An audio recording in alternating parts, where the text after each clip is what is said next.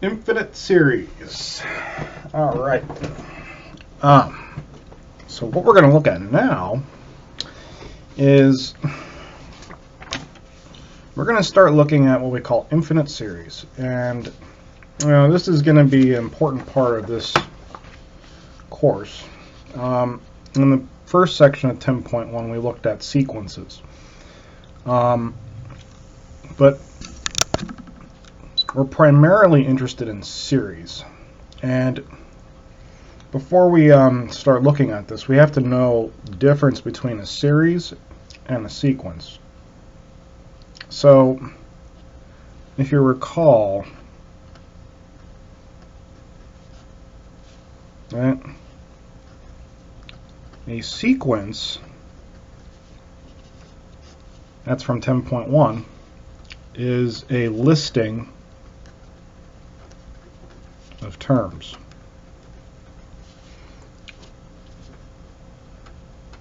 For example, ace of 0, ace of 1, comma, ace of 2, comma, dot, dot, dot, all the way up to ace of n. Those are terms of a sequence. But what we're looking at now is a series. And all a series is, and primarily an infinite series,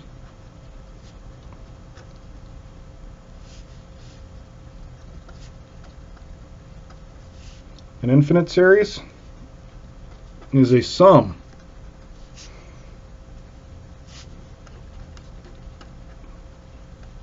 of terms. And basically, if you think of all these, this is like a sequence, it's just a listing of terms, but an infinite series is a sum of terms. And we could usually denote that as ace of 0 plus ace of 1 plus ace of 2 dot dot dot plus ace of n plus forever. And it's infinite, so it keeps going on forever and ever. We just list terms all together. The notation for this is given as the following. So you may have seen this symbol before, but it's going to show up a lot. It's the sum notation, starting at some value for k to infinity. And that means I'm summing ace of k series, or ace of k terms, which means I'm starting at 0, so I plug in 0, plus then the next one, which is k1, plus the next one, which is a2, plus dot dot dot,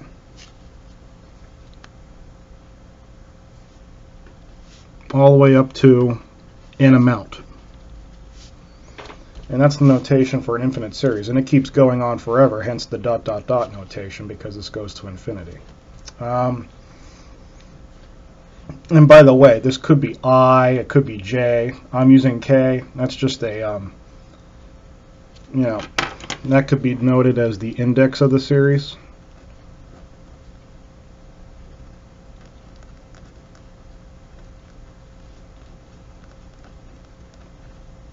But you could use, that's just a dummy variable. That could be K, it could be I, it could be J, whatever. So for example, if I have the sum k equals 0 to infinity of -1 to the k power, then you just start at 0, plug it in here, and write it out what it is. So if I plug in 0 in here, well, -1 to the 0 power is what? You could use your calculator. That's not hard. -1 to the 0 power is 1. Plus, then you go k equals 1. So you plug k equals 1 in here. Well, -1 to the first power is plus, so that'll be plus -1. Or you could just write -1. Either way, it's the same thing. Plus, then k equals 2. So when you plug k equals 2 in here, -1 squared is what? Well, -1 squared is going to be +1.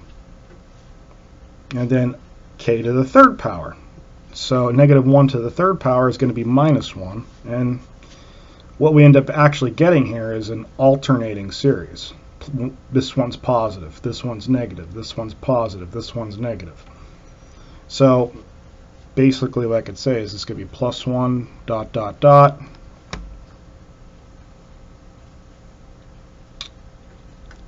plus up to the negative 1th end term. These are the general terms of the series.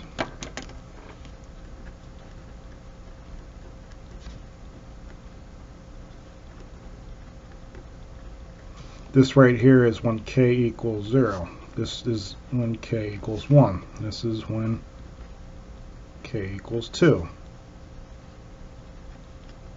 K equals 3. And so on. All right. And this one's k equals 4. All the way up to all the general terms, because it goes out to infinity, so it keeps going forever. But this just describes it in term by term, basically. But, you know, that's how we, you know, this is a description of a particular type of series. This one's actually called alternating because the signs of the terms alternate between each other. There's a pattern, plus, minus, plus, minus, plus, and that pattern stays throughout the whole series. We're going to see that again later. Here's another example.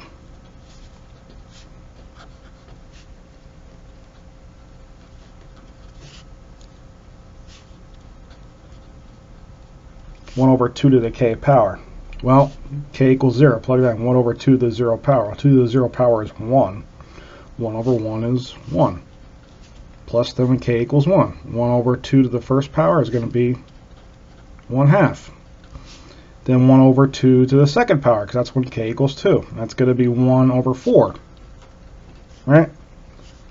Plus dot dot dot all the way over 1 to the 2n power, because that's going to be up. N is going to be replaced with k. It's just the general terms of the series. So again, this is when k equals 0, k equals 1, k equals 2, and forever.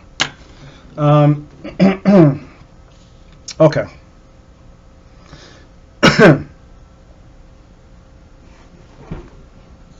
So now we know what a series is, and we know the difference between a series and a sequence.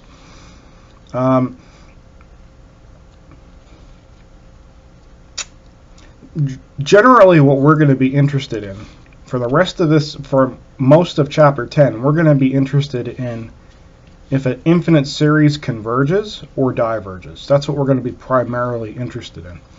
And there's a whole bunch of things that we call tests for convergence that we look at in this chapter.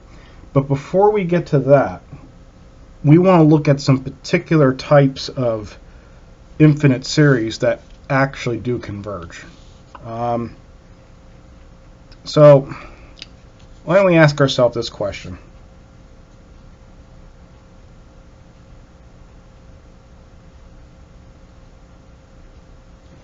So how do we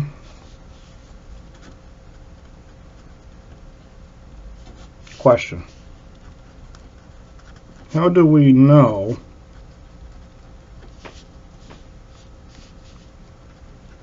what an infinite series converges to if it indeed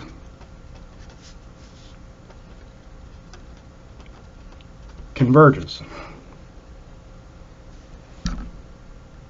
Plural. So to do this, well, there are particular types of series that do converge, but most of them don't, and I'll mention that later.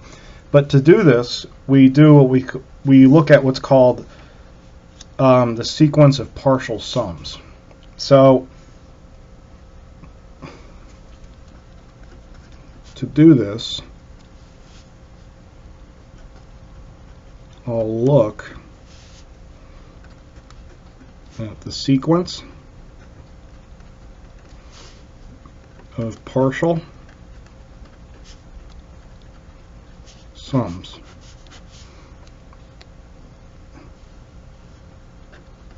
for a sub 0 plus a sub 1 plus a sub 2 dot dot dot plus a sub n plus dot dot dot.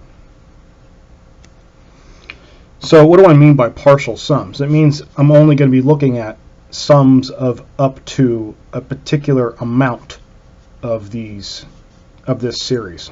So for example, the partial sums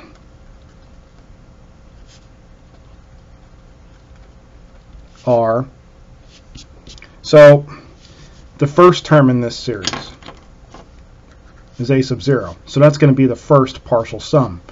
And we're going to denote the partial sum with s.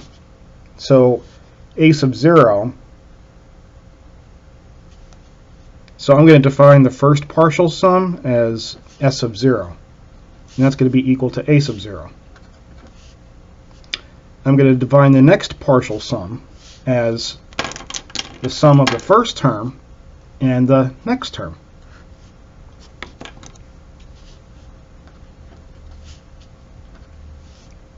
And then if I want to do the next partial sum, well, if you go with this pattern, that's going to be the sum of the first term, the second term, and the third term. That'll be these three. And that pattern keeps going on.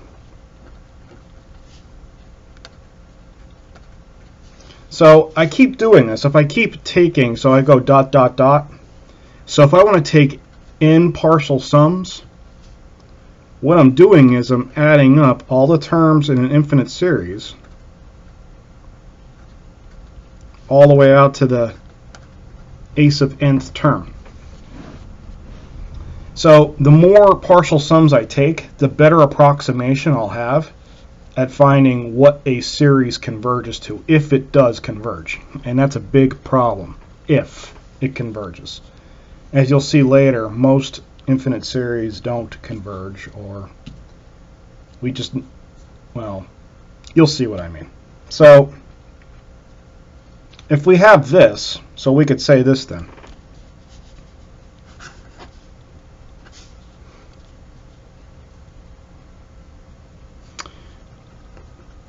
To say that the sum of the series is capital S means that the sequence of partial sums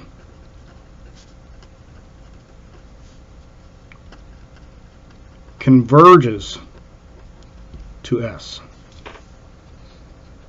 So if we look at the sequence of these partial sums instead, so basically I'm treating each one of these partial sums as its own term, S, S of 1, S of 2.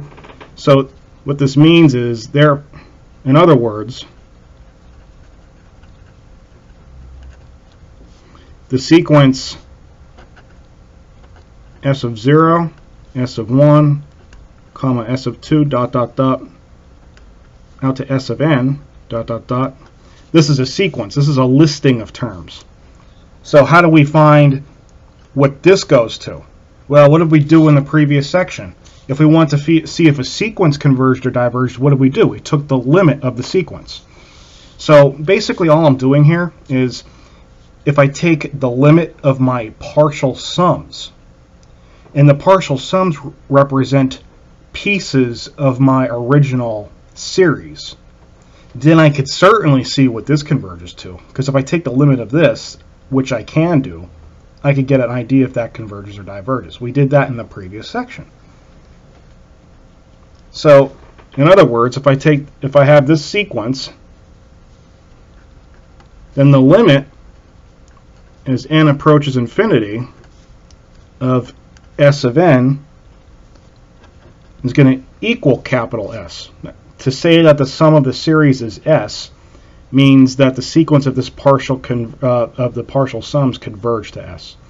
So I'm just taking the limit of my partial sums instead of looking at each individual term in my series, because this is an infinite series. You know, if you added up all the terms in your series, like if, for example, if I added up all these numbers forever and ever, I'm never going to stop.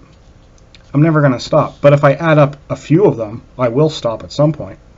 But the more sequences I look, the more terms in my sequence I look at in my partial sum, I could take the limit of that and get to capital S. That I could do. Adding up numbers infinitely, obviously you can't do. You're never going to stop. So if we have this,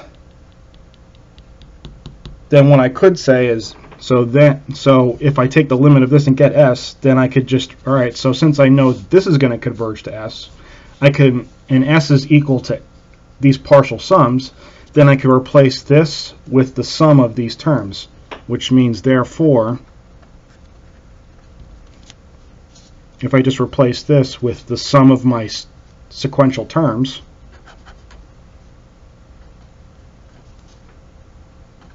of a sub k is going to equal S. And that's the idea behind looking at whether a series converges or diverges. And don't worry if you don't understand this. I just want you to understand the idea behind it. To see if a series converges, if it does converge, we look at the sequence of its partial sums. That's the general idea. Okay. So why don't we look at our first type of series that actually converges here. So that's going to be the next page.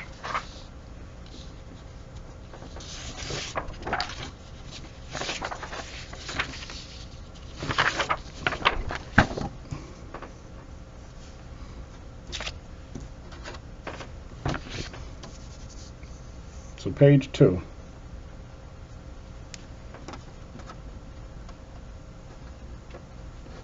Question.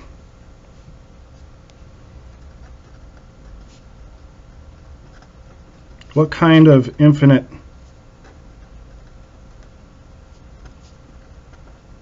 series do converge? And if they do,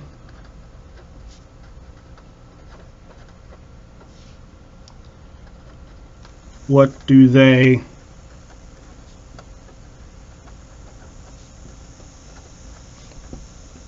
converge to? Now, this is a very important question. So, this sentence right here implies that, you know, we're going to look at a bunch of different series in this chapter, and you'll find out that some of them converge, some of them don't converge. But the second sentence is even more important. If they do converge, what do they converge to? So I want to make a very important note here, and it actually stems from this sentence. Note.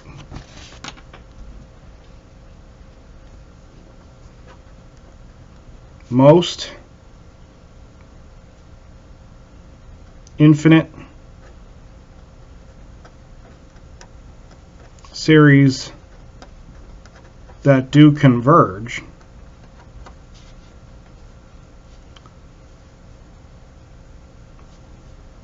so most infinite series that do converge, comma,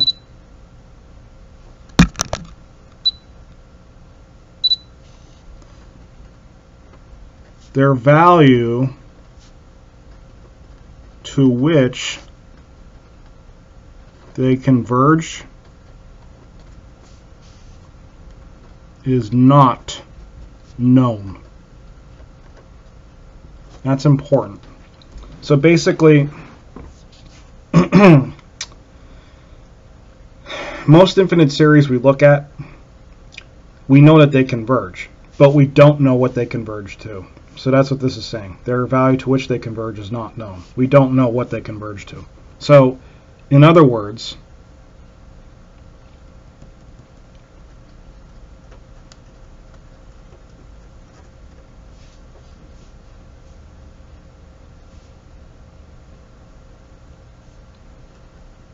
we know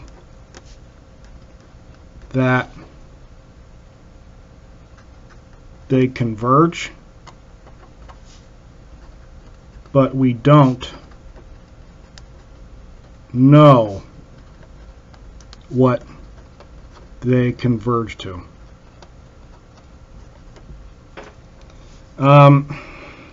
This is just a different rephrasing of the first sentence. So most infinite series converge, but we don't know what they converge to. However, there are a few infinite series that converge, and we know what they converge to. So there are a few that do converge, and we do actually know what they converge to. But most of them don't. So which infinite series converge?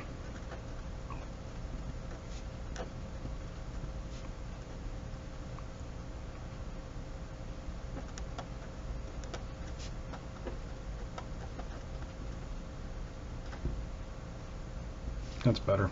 So which infinite series converge? Well, we're going to look at a few of them. There's actually 3 of them that we're going to look at.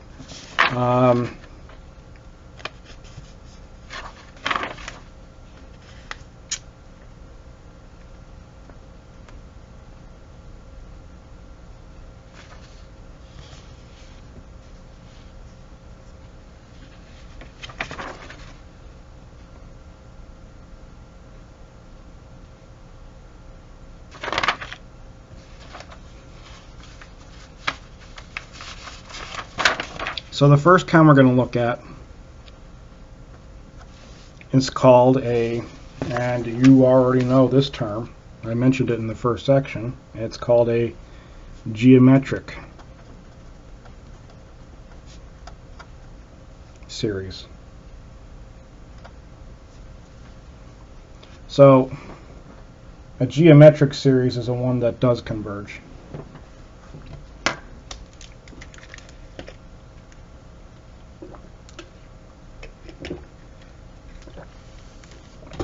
All right. So what does geometric mean again? It means you take a term and you multiply it by a number to a power, plus another term multiplied by a number to a power, and so on. Remember, geometric means multiplication. So a geometric series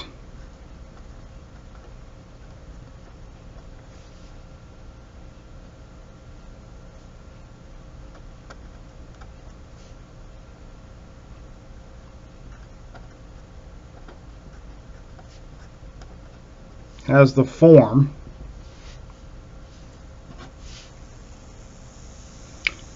A plus, now I'm going to list them all out term by term, but I will use the summation notation at the end. So A plus A times R plus A times R squared plus A times R cubed plus A times R to the 4th, and you could see the pattern here, dot dot dot, A times R to the n, and that goes forever. But if I use the summation notation to represent a geometric series, so it starts at 0, because if you look at this term, this is when k equals 0. So think about it, k equals 0. So k equals 0, it's going to be A times R to the k power, and that goes on forever. So if you think about it, when I plug in k equals 0 here, R to the 0 is 1, so I have A times 1, which is A. This is 1, k equals 0. This is when k equals 1, k equals 2, and so on. So this is what a geometric series looks like. It's some number times something to a power raised, some base raised to a power. A coefficient times a base raised to a power, a coefficient times a base raised to a power, and so on.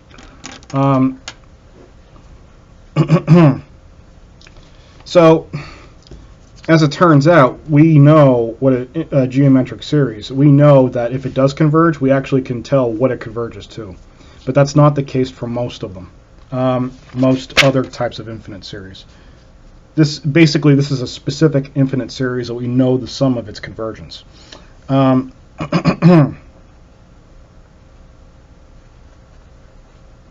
So this series converges if the limit of nth partial sums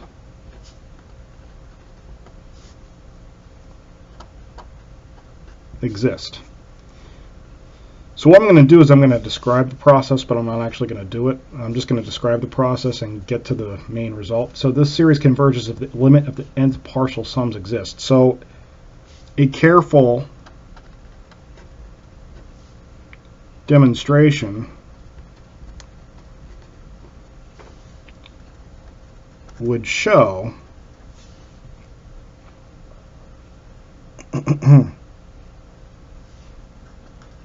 that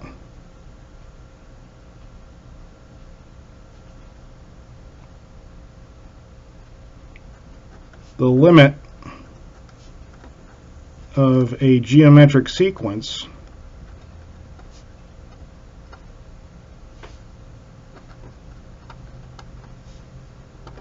of partial sums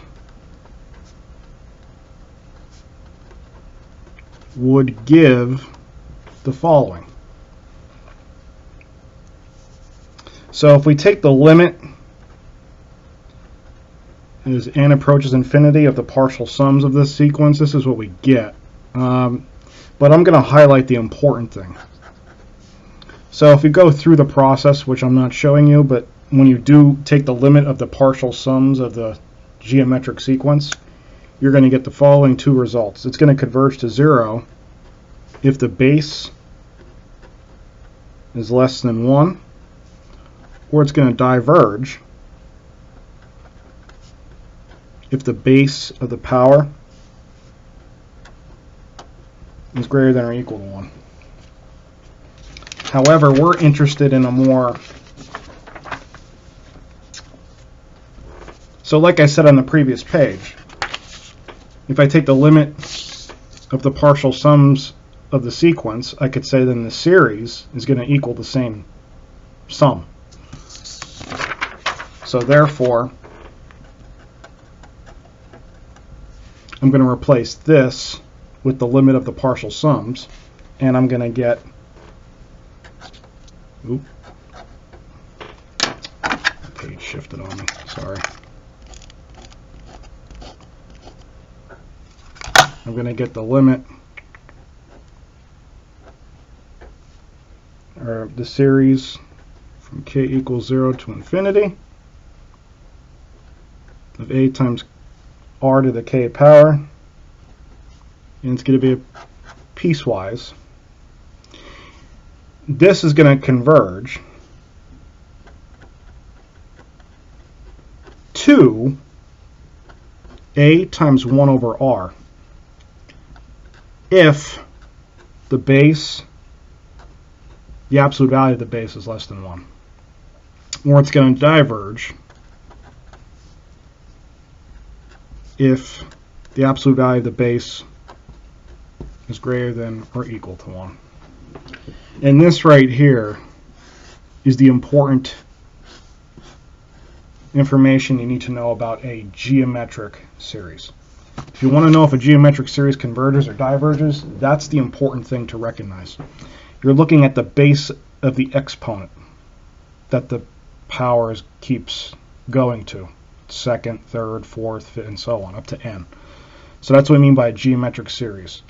So this is going to converge to this if the base of the exponent is some fraction, or if it's greater than 1, it's going to diverge. So, you know, for instance, if I have the sum from k equals 0 to infinity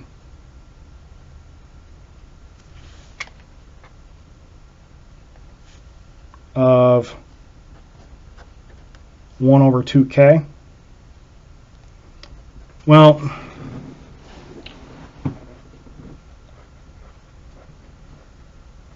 what I'm going to do is if I list out the terms of this, if I list out a few terms of this series, so when k equals 0, plug that in here, so I have 1 plus when k equals 1, it's 1 over 2, plus then when k equals 2, it's 1 over 4, plus dot dot dot all the way up to 1 over 2n forever. Well, is this converge or diverge? Well, if I look here, right, so if I represent this as 1 over 2 to the k power, that's the same thing as 1 over k to 2 to the k, right? And this is actually the same thing as I have up here. Now I want you to see this. Why is this equal to this? Well, if I look here, the numerator of each one of these terms is always what? It's always 1. So 1 to the first, 1 to the second, 1 to the third, 1 to the fourth, they're always going to be 1. So in other words, this k does not affect this 1. So I could drop that k there and still just write 1. Because if you look here, the terms of this series, they're always going to have 1 in the numerator. 1 to any power is still going to be 1. So I don't have to have the k there. I could just drop it off. So the reason I'm rewriting it like this is I want you to see that, well, what's the base of my exponent here? My base, right? What's the base of my exponent? My base is r equals a half. Now, is a half less than 1 or greater than 1? Obviously, it's less than 1. So that means it converges to this.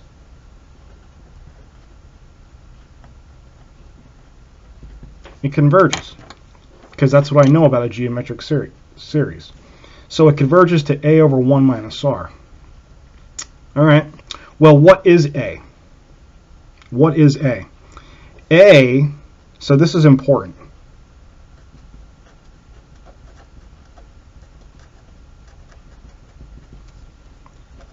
A is the first term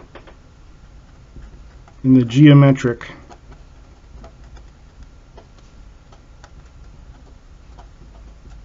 series. It's the first term. If you look out here when I wrote it out, right? If I wrote out all the terms, it starts off at A. So the first term of the series, of the geometric series, is A. So what's the first term of this series? 1. All right, so it's going to be A over 1 minus, and what's the base of my exponent? It's a half. So if you go through that computation, that's easy, right? 1 minus a half is a half, so 1 over a half is 2. So this series, this geometric series, converges to 2. Now I just want you to know that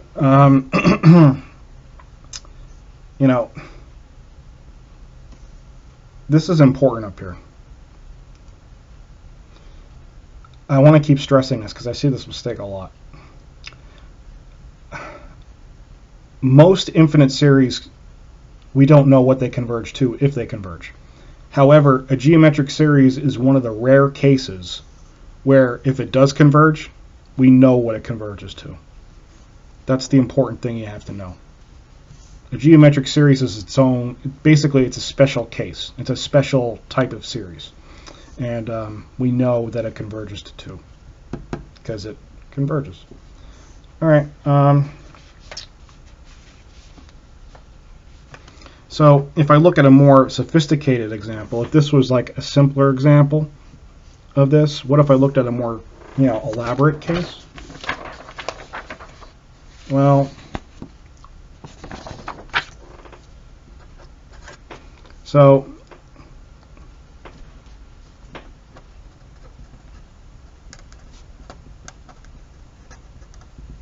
example, is if I had the sum for k equals 0 to infinity of 3 times 5 to the k. Well, this is a geometric series, right? This is the a term, this is the r, and that's the k. And it takes the form a times r to the k, which is what a series does.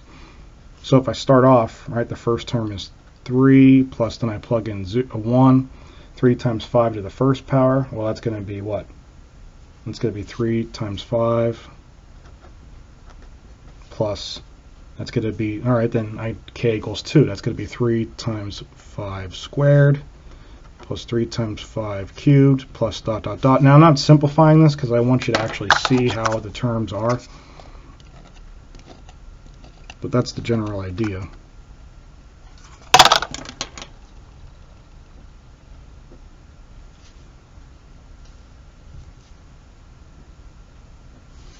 All right, 3 plus 3 times 5 plus then dot, dot, dot, all the way up to 3 times 5 to the n. Well, first of all, does this converge or diverge? Well, what is r here? R is 5. Obviously, that's greater than 1. And based upon what I just told you, if the radius is greater than 1, if the base, if the base of the exponent is greater than 1, then it diverges. Well, the base of the exponent here is 5. So obviously that diverges. So this just diverges. That's it. We don't know, we don't know anything else about it. But if I look at this one, for example,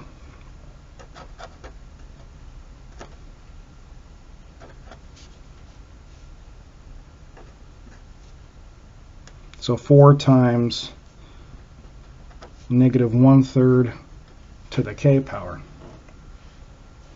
All right. Well, my a, my coefficient here is 4, and my r here is negative 1/3, because that's the base raised to the power. So let me ask you, first of all, does this converge or diverge? It converges because the absolute value of this value is 1/3, and 1/3 is less than 1, so it converges. All right, so let me write that out. So since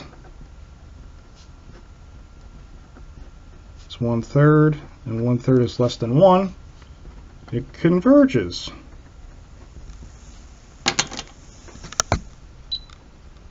All right, so what does it converge to? Well, let me list out a few terms. So when k equals 0, so this is going to be negative 1/3 to the 0 power, which is 1. Oh, I'm sorry, this is going to start at 5. My bad. It's not going to start at 0, it's going to start at 5. That's a bad habit. Not a big deal. Easy fix.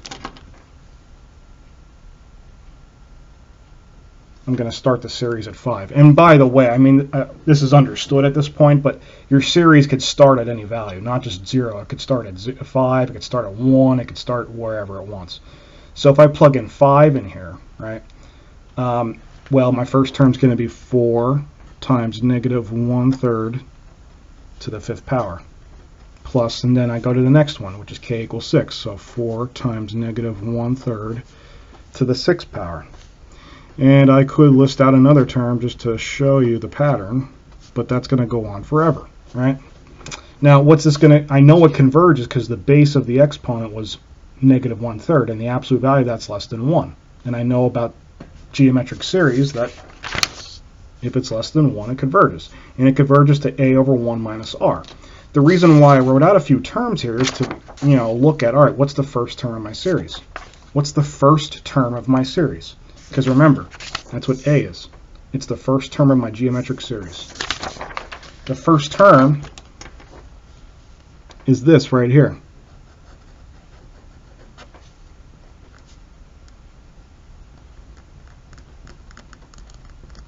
That's my first term. So this converges, but what does it converge to? Well, it converges to A over 1 minus R, right? What was A? It's going to be this. That's A. A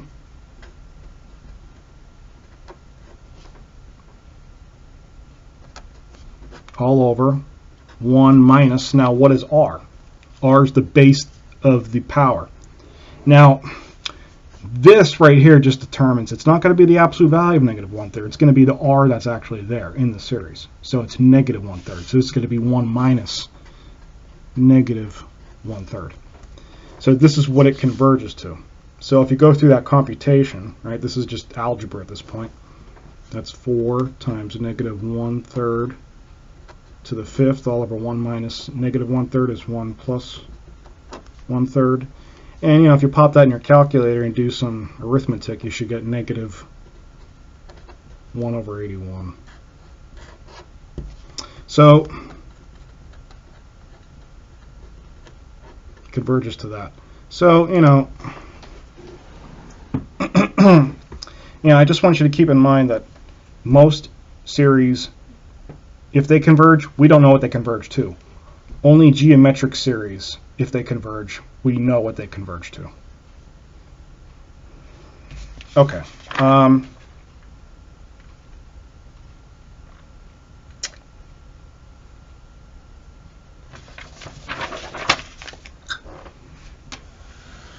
Let's go on to something slightly different here.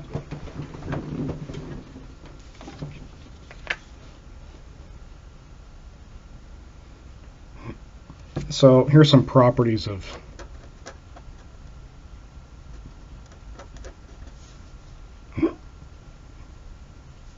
series. And these are something that you've seen in Calc 1, but basically they're pretty straightforward. Is that if you have the sum, an infinite series, a sub k plus b sub k, it means you could break the series up and you could write them as two separate series.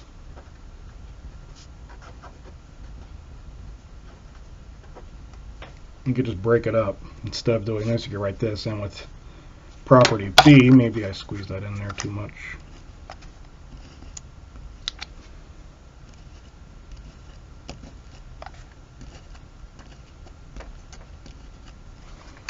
With property B,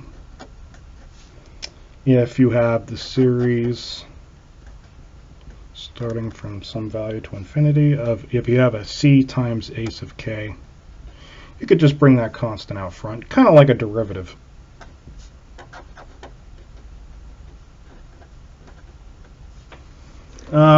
These are some series you should have seen in Calc 1, but they're going to be useful here. Because if I look at this example,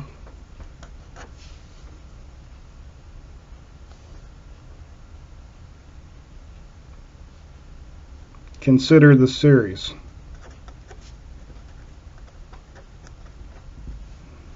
The sum from n equals 0 to infinity. So notice how I use n here instead of k. Like I said, that's just a dummy variable. It could be k, it could be n, it could be I, it could be j, whatever you want. Generally, k and n are the most common. I'm going to interchange from them from time to time, just so you can get used to seeing that. But if I have the series of 1 over 4 to the n plus 2/3 to the n, so this is the whole series. Consider that series. Does it converge?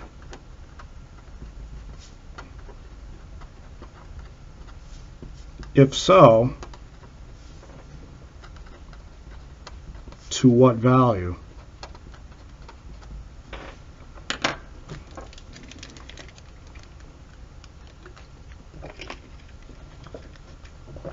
Okay, well, you can see why I wrote these here now. So I'm going to actually apply these properties here, especially property A. So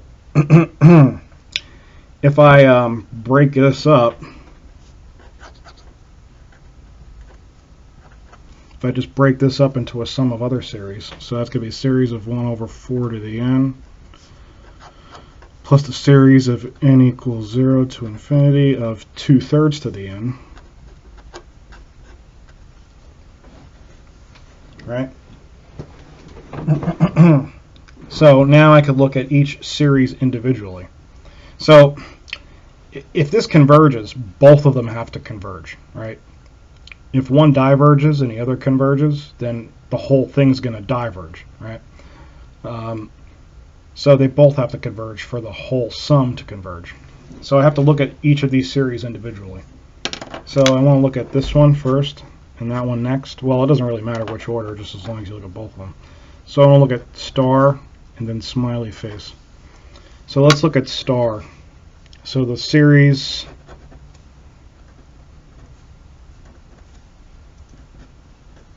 right. So what does that converge to? Well, what kind of series is it? It's geometric, right? It's geometric. If I wrote this as 1 to the n over 4 to the n, right? Because 1 to the n is still 1. And I wrote that as 1/4 to the n. There's my geometric term, r to the n power. So in this case, r is 1/4, which is less than 1, which means it converges. All right, what does it converge to? Well, that converges to a over 1 minus r, right? What is a? A is the first term in this series. So if you want to list out some terms here, just to see it for yourself, when I plug in n equals 0 here, I get 1 over 4 to the 0, which is 1, plus then if I do n equals 1, 1/4, dot, dot, dot. So the first term is 1. Okay. So a is going to be 1 over 1 minus, and what is r? R is 1/4. And, if you pop that in your calculator, you get 4/3. So the star converges to 4/3. Now, what about smiley face?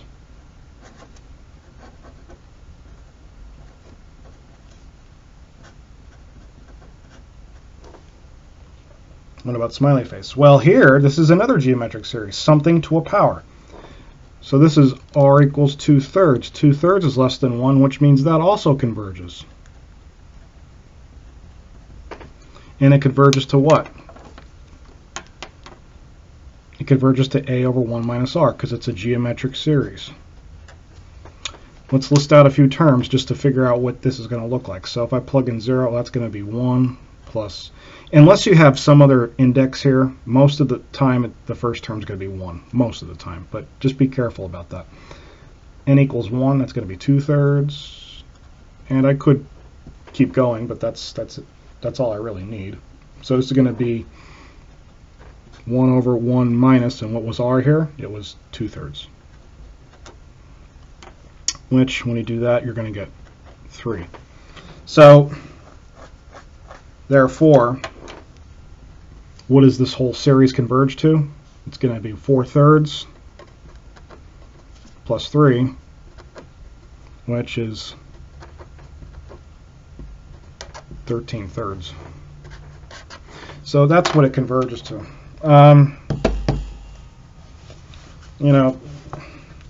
Once you get used to what a geometric series looks like, it's pretty easy to work with. Okay. So let me go back to page 2 here. So what infinite series converge? We looked at a geometric series, and this is the basic idea for a geometric series. If the radius or the base of the exponent is less than 1, it converges to this value, to this ratio, or if it's greater than 1, it diverges. And I gave you a few examples just to see what the base here is 5, that's greater than 1, so that diverges, and So, when it comes to geometric series, that's the basic idea. But let's look at another one now. So there's only a handful of series that we know the value of its convergence. We just looked at geometric. Let's look at another one. And this one's pretty interesting. This one is called a telescoping series.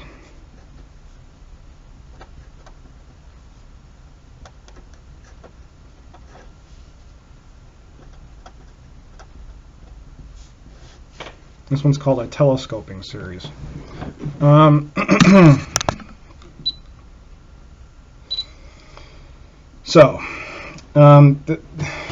This one is really weird, but it's pretty cool actually. And it only happens in very general circumstances. So, what is a telescoping series?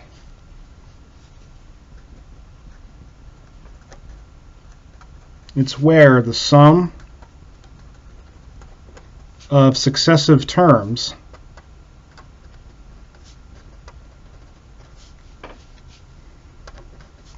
of a particular series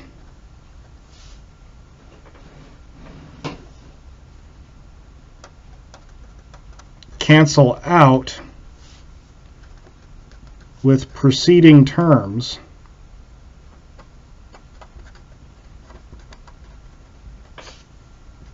in that series. So what do I mean by that? And this is actually where the phrase telescoping comes from. Telescoping means it draws from one to the other. So as I list terms of a telescoping series out, they don't have a general form. Like, geometric had a particular form to it. Telescoping does not have a particular form to it. It doesn't have any general form to it. Basically, when you list out terms of a telescoping series, some terms down the road are going to cancel out with some preceding terms, and that pattern replicates. And basically, you won't know it's telescoping unless you're explicitly told it's telescoping, or if you list out some terms, you see the pattern showing up. So don't worry if you don't understand what this means yet, you're going to see what I mean. So for example, the best way to show this is by example.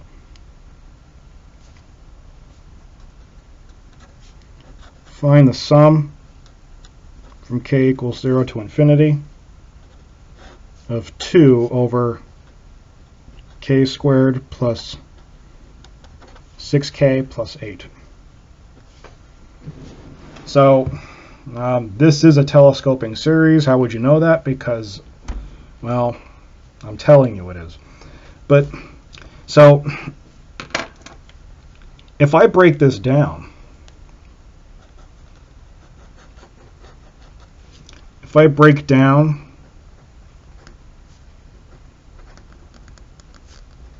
now remember when we did methods of integration, one of them was partial fractions.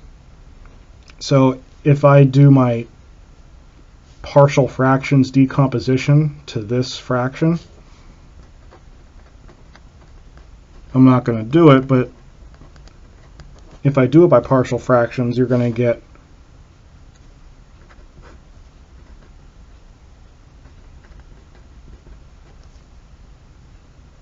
this is going to equal 1 over k plus 2 minus 1 over k plus 4. So this is going to do that if I do a partial fractions decomp. So then I could just replace this in here.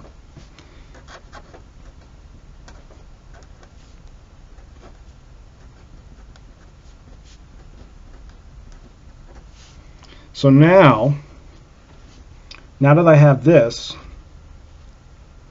all right, so if I list a few terms of this series out, you're going to see a pattern here. So I'm going to list them out down here because it could get a little lengthy. So k equals 0. Let's plug it in. So I'm going to have what? So if I plug k equals 0 in here, I'm going to get 1 over So the first group is going to be, so when I plug in 0 here, I get 1 over 0 plus 2, which is a half, minus 1 over 0 plus 4, which is 1/4. That's when k equals 0. All right. Plus, now what does this look like when k equals 1? Plug them in. So that's going to be 1 over 1, that's going to be 1/3 minus, when I plug in 1 here, I'm going to get 1/5. Plus, now you don't see a pattern yet, but it's going to start showing up. K equals 2. Plug that in here. So 1 over 2 plus 2 is 1/4 minus 1/6 plus k equals 3. So I'm going to get 1/5 minus 1/7. So I could keep going. I could write out the next one, but I've listed enough that you're going to start seeing a pattern here. So if you notice here, if you look here, right, let's look at this negative 1/5, right? I have a negative 1/5 here, and I have a positive 1/5 here. What's going to happen to those? They're going to cancel, right? Because this is positive, and that's negative. Now I have a positive 1/4 here, and I have a minus 1/4. They're going to cancel, right? Now you don't see it yet because I didn't list out another terms. But if let's say I write out k equals 4, all right? If I plug that in here, I'm going to get 1/6 minus an 1/8. All right? What's going to happen again? The 1/6 is going to cancel out with this 1/6. So you could start seeing this pattern here. What's going to happen is if I wrote k equals 5 out, the 1/7 is going to cancel, and then eventually the 1/8 is going to cancel. So that process right there is the telescoping part. That's what we mean by telescoping. They cancel out. These terms cancel out of other terms within the series. They cancel out. So, you know, as you keep going through this, like this group canceled out, this group's going to eventually cancel out, this group's eventually going to cancel out, but there's only two terms that don't cancel out: the 1/2 and the 1/3. So I'll make a note of that here. So note, all of the fractions except for 1/2 and 1/3 cancel. So what does this converge to? Well, it converges to so everything else cancels out except for 1/2 plus 1/3. So hence,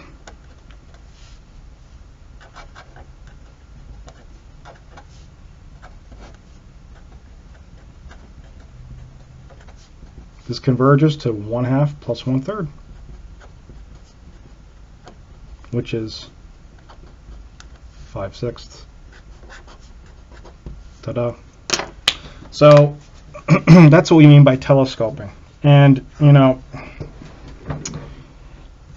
it's very interesting how this happens. Like, if you notice, this term corresponds to that term. This term corresponds to that term, and so on, right?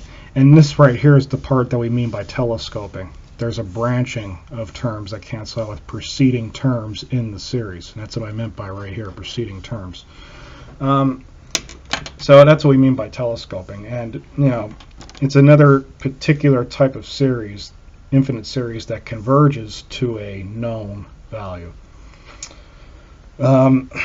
Which is, you know, it's pretty cool. Okay.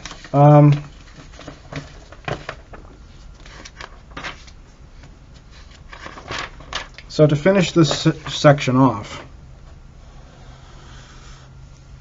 you know,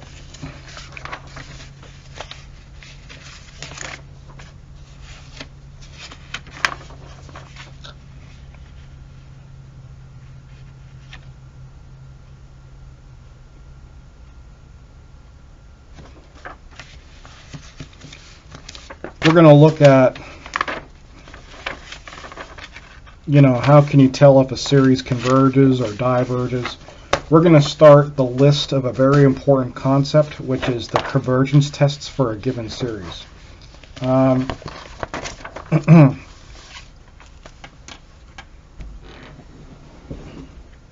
So let me make a note here. Note. In many cases, it's very hard, and this alludes to what I talked about earlier. You know, most infinite series that do converge, their value to which they converge is not known. And this is what I'm going to talk about now. In many cases, it's very hard to find the exact value of the sum of a convergent series.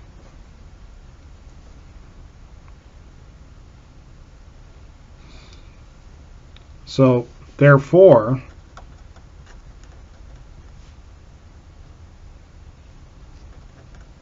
we are typically interested in whether the infinite series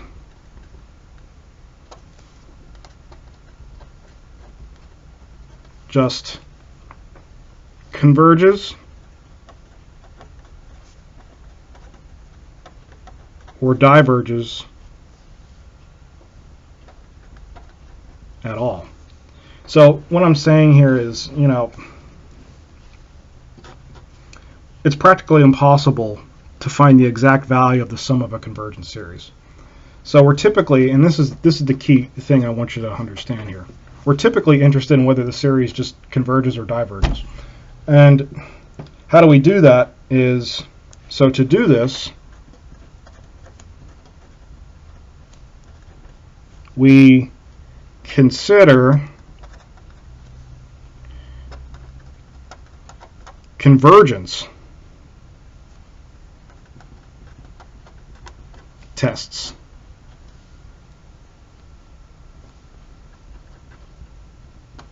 Which are methods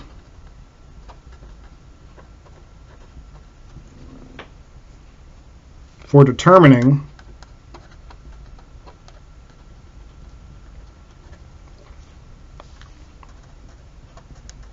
whether a series converges or diverges.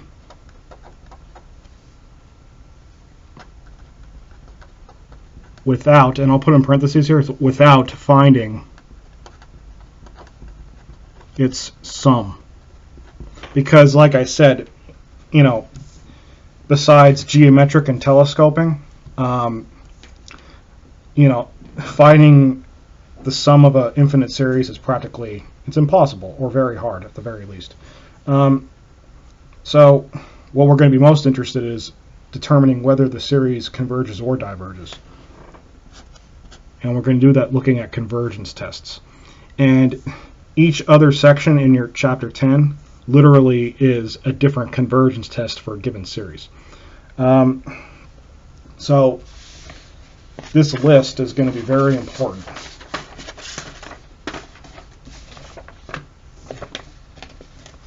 It's going to be very important. And to finish this section, I'm really going to look at the first type of convergence test that we're going to look at. And it's the most common, the most used one, and it's called the zero limit test. But actually, your textbook calls it the nth term test.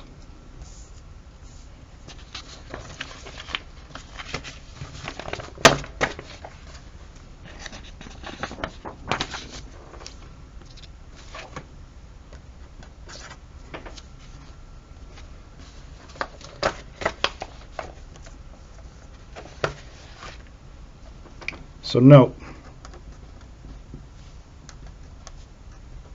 the first test is rather straightforward.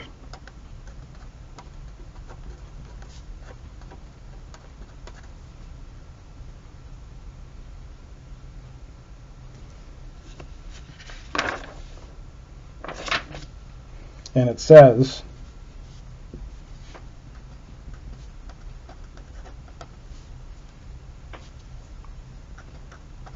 that in a convergent series, the terms must go to 0.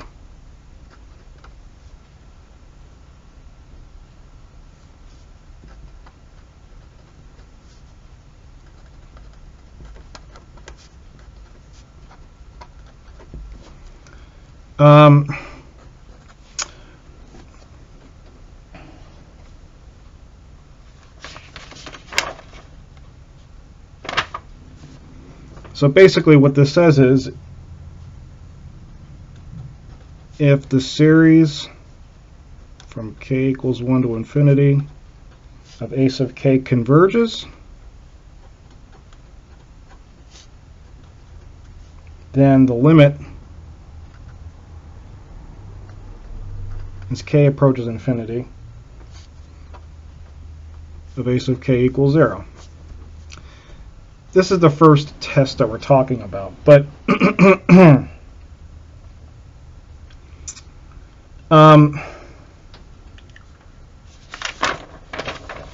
but if we look at this, this doesn't really, this isn't the statement that is really important to us, because this implies that, if you know about logic, right? If this, then this, right? So we're assuming that this part is true. But we want to know if this converges. So actually, the important statement that we need is the contrapositive of this statement. Now, what does contrapositive mean? Well, if you've taken a logic course, if A, then B, so just bear with me for a second. So if A, then B, the contrapositive of that is if the negation of B, then the negation of A. These are equivalent statements. They're the same. So, if you've taken logic or if you haven't, this means the negation symbol. It's not a big deal if you haven't, but these are equivalent statements. So if I take that's what this is. This is the contrapositive. You flop them and you negate them. If I take the contrapositive of this statement, that's the statement that will help us. So the contrapositive statement is the following. So if I take the negation of this, so if the limit of this goes to 0, if I take the opposite of that, that means if the limit of k approaches, if this doesn't go to 0, then the opposite of this is, well, it's not going to converge, it's going to diverge. So then this diverges. That is the statement we need. That's the important one. And this is called, I call it the zero limit test. However, your textbook calls it the nth term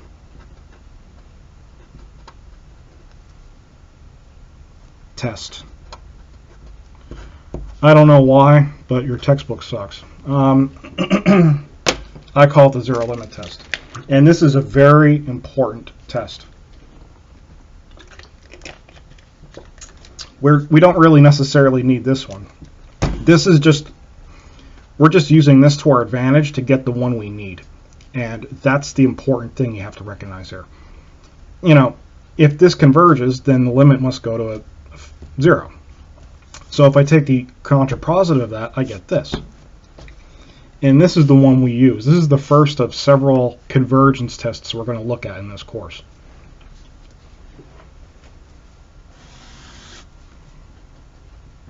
Example.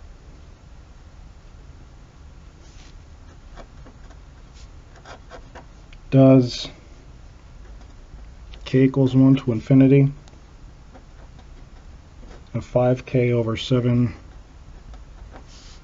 plus 3 converge?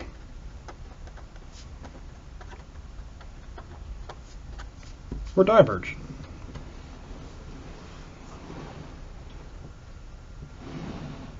So, how do I know if this converges or diverges? So, let's apply the zero limit test. So, take the limit of this series. So, if I apply zero limit, the limit as k approaches infinity of 5k over 7k plus 3. What does the limit of that go to? That's a Calc 1 problem. You could use L'Hopital's rule here because this is infinity over infinity. And you know, if you take the limit of that, you should see that goes to 5/7.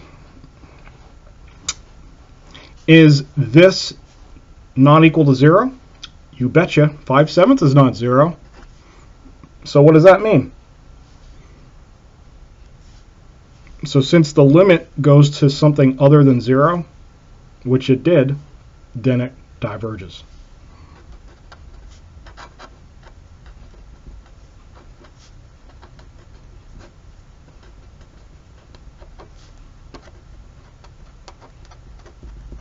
That's it. That's it. That's the zero limit test. What about this one?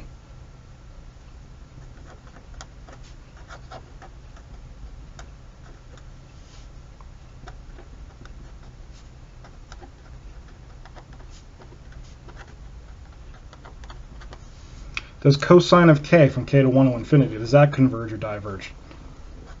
Well, let's apply zero limit. It's the only one you know. Take the limit as k approaches infinity of cosine of k.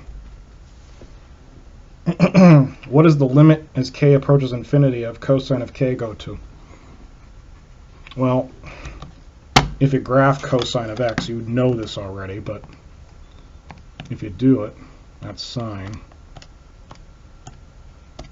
What does cosine do? It oscillates, just like sine oscillates.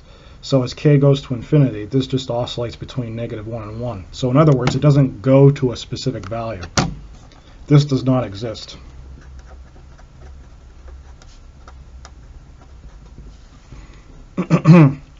However, is this not 0? Of course it is. Does not exist is not 0. As long as it's anything but 0, then I'm good. This is not equal to 0, so therefore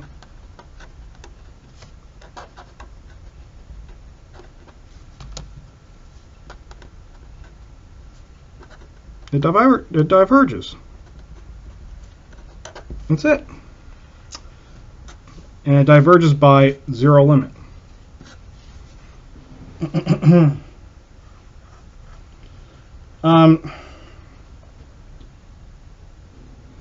So, you know, when you're applying the zero limit test, all you're really doing is you're taking the limit of the series. If you get something other than 0, it diverges. However, I want to make a very important statement here. I want to make this is very important.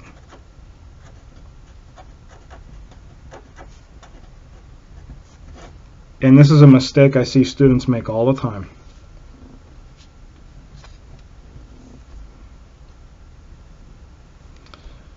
A very common mistake is to use this zero limit test backwards.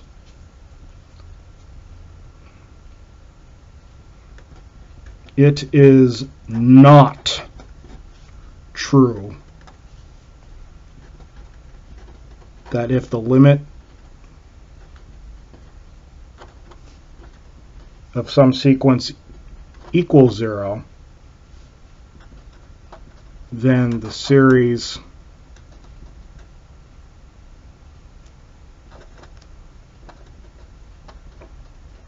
converges. It is not true. So you can't say the opposite of this. You can't, if this is equal to 0, you can't say this converges. The only thing you could say is if this limit is not equal to 0, the series diverges. That's it.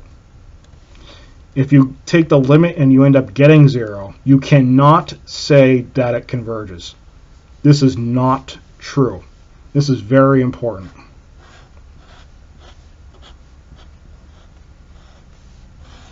That is very important. A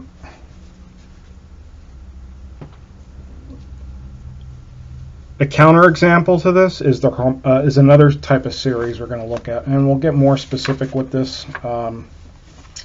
in the next section. But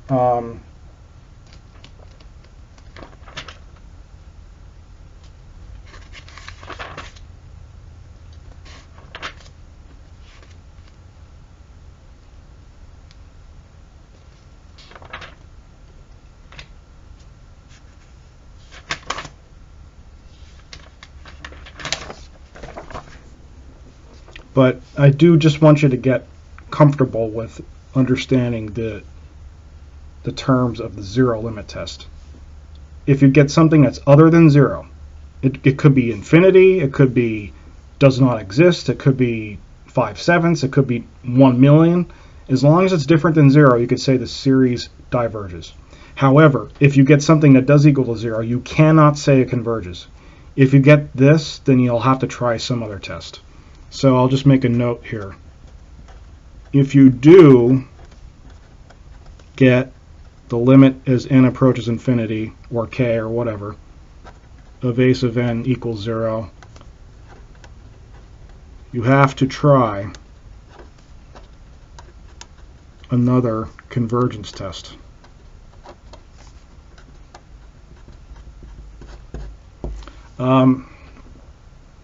So it's always a good idea to try the zero limit test right off the bat.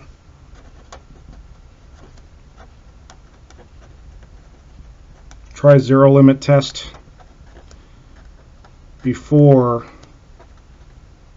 any other test. Because, as we go further with these tests, it's always a good idea just to try this, because if you get something that's other than 0, then the series diverges and you're done. But it's very important to understand this, because this is a big mistake I see a lot. When I see students take this limit of a series, they get 0, oh, it converges. That's not true. That's incorrect. The only conclusion you can make it is if it diverges, if you have a limit that's different than 0. That's it. That's what the zero limit test says. And when we get into 10.3, so that's the end of this section. So when we get into 10.3, we're going to look at our first real kind of test. And the first real test we're going to look at is called the integral test. So that's it for this section. The only things you should take away from this section are know that there are only two types of series, infinite series, that we can know that they converge to: a geometric and a telescoping. We know the value of their convergent series. But generally, we just want to determine if a series converges or diverges, and we do that with the tests. So our first test is called the zero limit test, and we're going to add to that list in 10.3. So that's the end of this video for 10. So that's the end of 10.2.